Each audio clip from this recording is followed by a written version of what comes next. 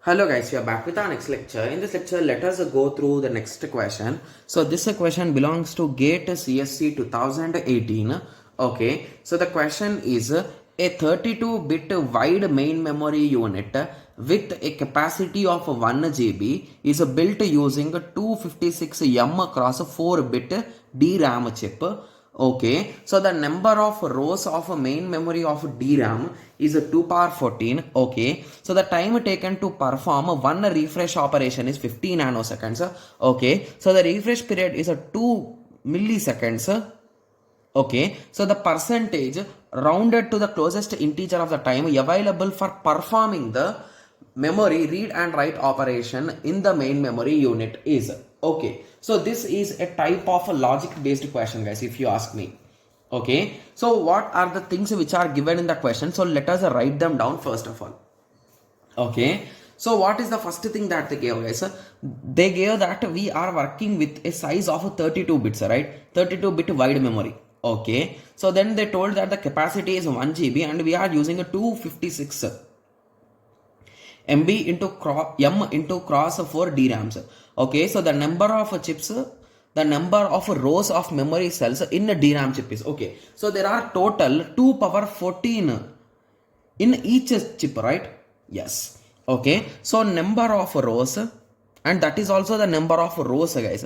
So number of rows in one chip is equals to 2 power 14, right? So shall we calculate it or shall we keep it like that only, guys? Okay, so we can keep it like that only for now. Okay, yes. Okay, and they told that the time taken to perform one refresh operation is 50 nanoseconds.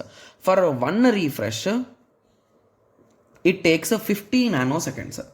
50 into 10 power minus 9 seconds. I am writing with respect to every single thing, guys. Okay, yes. Okay, okay, so if we observe carefully, if you recall, each row will take this particular time, right? To be clear, yes. So means how many rows are there in total? So basically the total refresh time per chip.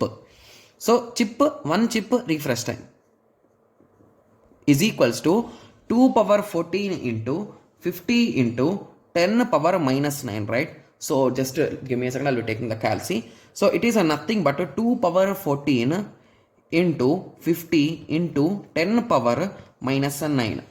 Okay, so the result is 8.192 into 10 power minus 4 seconds. So to be clear, I think if we represent it in milliseconds, it will be good. So 0.8192 into 10 power minus 3 seconds.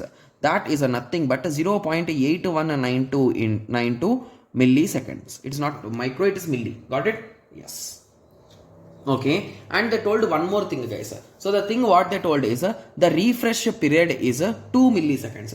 So we are giving 2 milliseconds for that particular device to refresh, right? Yes. So means indirectly how much time it can work, guys. So you can subtract 2 minus 0.8192. That is nothing but 1.1808 milliseconds, the amount of time in which the processor could work, right?